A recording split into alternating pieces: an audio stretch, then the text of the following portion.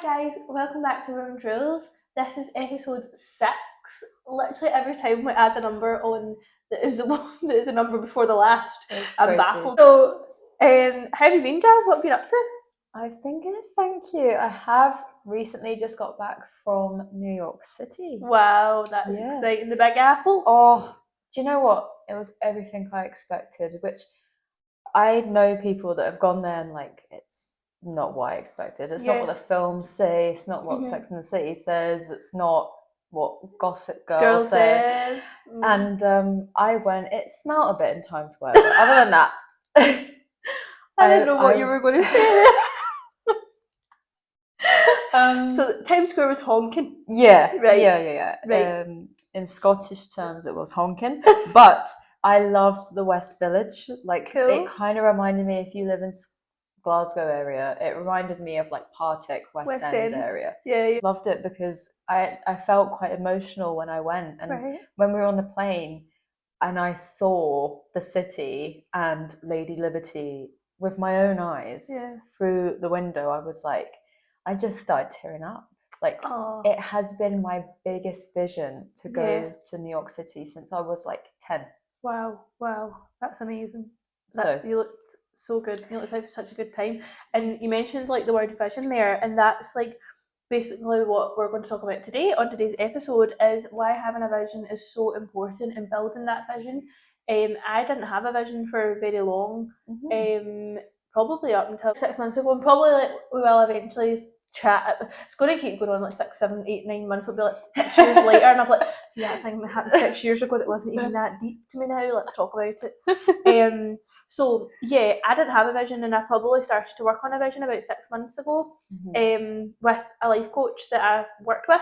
Amazing. And he basically told me what a vision was, why it's important to have one. So I'm just letting you get now that I've soaked that information up, that I've soaked all that information in and put that into my own life, I feel like it's so important to put that out to you guys and why a vision is really important. So for me, I'll just explain what a vision is and how I use it. So you have this kind of magic wand scenario where you basically could be granted anything. So whatever that is, whether you want to own a Lamborghini, whether you want to own a G-Wagon, whether you want to own a Corsa, it doesn't matter, right? That's in car terms. Or you want to live in Hawaii, right? But you feel that's unachievable. If I was to ask you what's your magic wand scenario, and you could have everything, materialistic things and non-materialistic things, just what you do for a job, how you carry yourself, what your body looks like, all these types of things, write it down, and then that is achievable.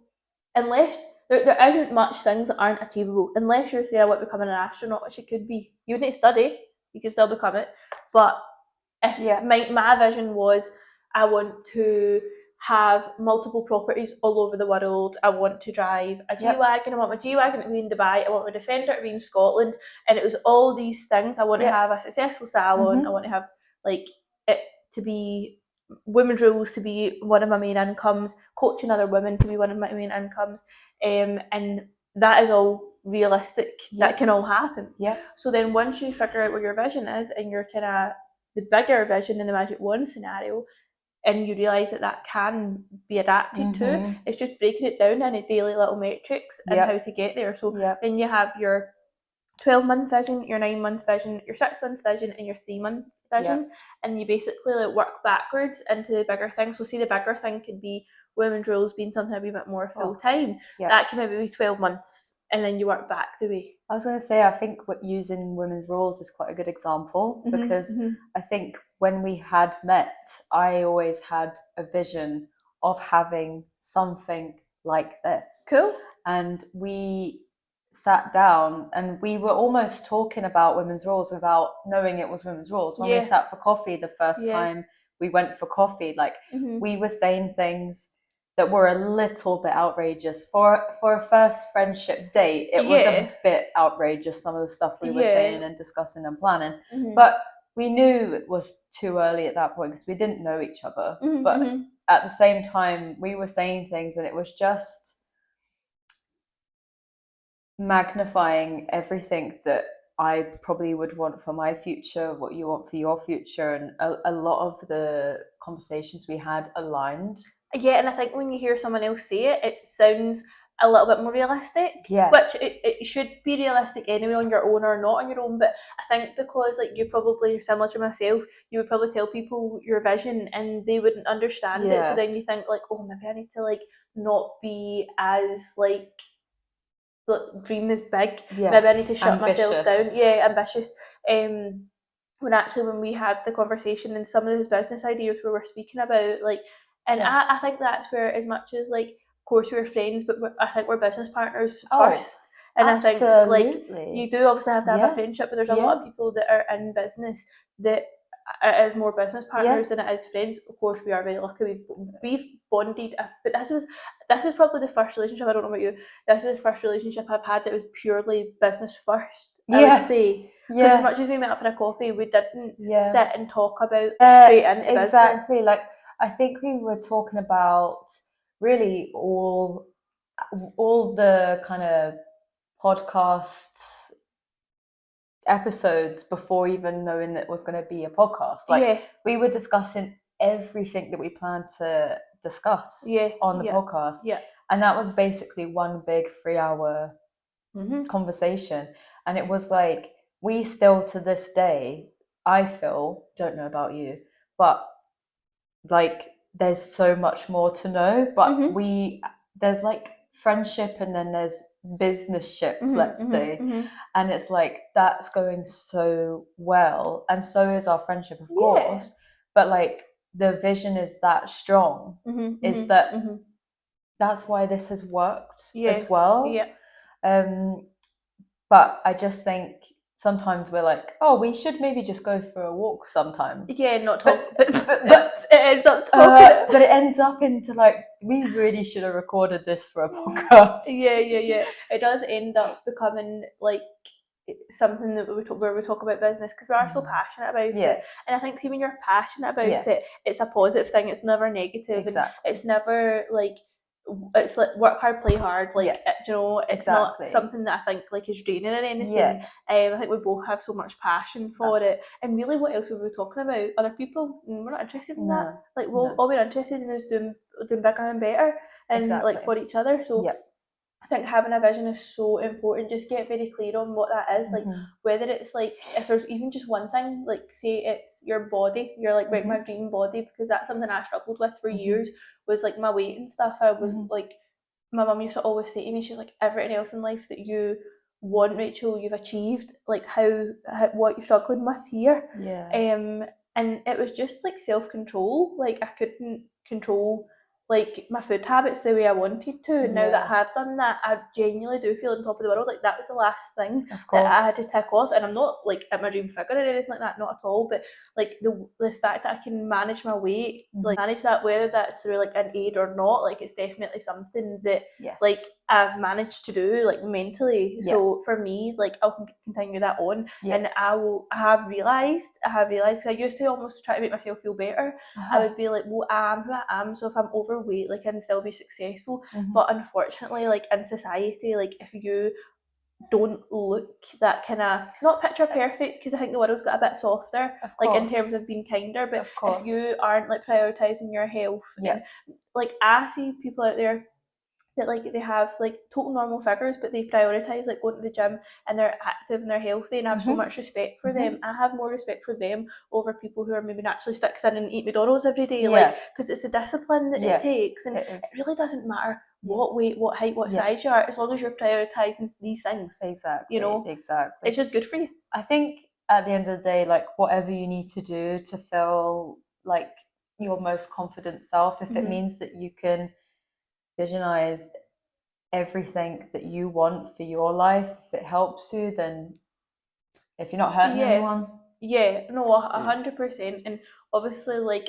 having the vision and be able to work on that, it is all positive things. Like if of course we're not telling you like, all right, go and rob a bank, like that's how it's going to make you rich, like of course not. But if you want success in life and you want financial success, so like using that time like in that vision to like it's not just going to happen. You can't just manifest things that I'm going to be a millionaire and then you're going to win the lottery. Like, that's not really how manifestation works. It'll Manifestation, take time. yeah, you have to put the work in. Mm-hmm. I definitely noticed that, but it's the law of vibration as well, you know. So if you're putting those positive vibes out, but you're also working hard to earn the money, then you'll feel like money will come like towards you, like everything is, if you're just in abundance. Absolutely.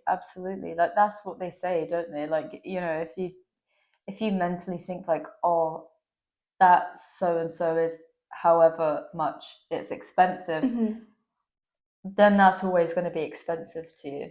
Yeah, I feel like a really easy way to put it, and an easy way to put the vision is, say you're like signing up for a marathon and you don't train, and then you go and run the marathon when you don't complete it.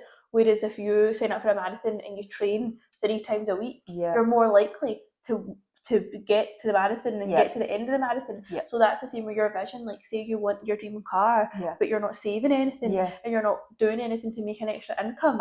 So how are you meant to get the dream car? Whereas if you do little bits, it'll all add up. So the vibration will be put out there. So naturally it'll come, and you'll actually find that sometimes, like most of the time, it comes quicker than what you expected. And you know, you have your whole life. I think a lot of people get scared of creating visions because they're like, it's good to put a timestamp on it. As you say, you can have, you know, 12 months, 8 months, 6 months, 4 months, weekly, bi-weekly. You can have, you know, but they're for the more bigger goals and visions. But, you know, for the smaller ones, you can really manage them by, you know, just doing it little bit. So a little one could be like getting up 10 minutes earlier than you usually did. That's just something you would do daily. So that's like a daily metric to tick off. Whereas, so to make like 50k a year, it takes £137 a day, which I did just calculate there because I just misinformation and told you it made you £1 million. But could that be that you sell clothes on Vinted? Could that be that you start baking and selling it? Like, I'm a hustle culture man, right? I'd actually sell you that. I could actually sell you that. Honestly, I just love it. Sorry guys, it actually cut off on our phones. We're not very good with the tech, right? So we've no storage, no microphones right now. The coral's on the floor, so if anybody's wanting to purchase it, remember I said I could sell you it. It's a beautiful piece. Let's pretend the table's there. Yeah, you can purchase it from the range or directly from myself, $7.99. So she can buy more storage. Yes, I can buy more storage. Anyway, I'll put this down. That's a little funny one, to be fair. This, we're just keeping it real. Let's just remember this is our, you know, one of our visions, and sometimes you have to learn that along the way sometimes things can fail, such as technology. So and if I turn round to finish this and it says storage full, I'll smash my iPad up. So anyway, we just want to say thank you so much for listening. It's so important to have a vision. If anybody needs a kind of vision board, a vision card, doesn't know how to write a vision, then please give us a wee message. We will be doing polls on our stories to help you with the vision once we bring this episode out. So if anybody has any questions, any queries at all, then just give us a wee message. But thank you so much for listening. I hope it's not too chaotic and you I know, on top of that, if anyone has any tips, if there's any kind of professional videographers or podcasters out there listening, but we also heard because we're like prawns right now. Because the iPad's like balancing on a table in some tweezers. We are sorry about that, but sometimes I think it would maybe be nice for them to see that we're just keeping it real. Yeah, 100%. We want it to be as professional as possible, but sometimes you just have to roll with the punches, and this is a punch. 100%. So. Right, so we'll see you in the next one. See you in the next one. Thanks so much. Bye. Bye.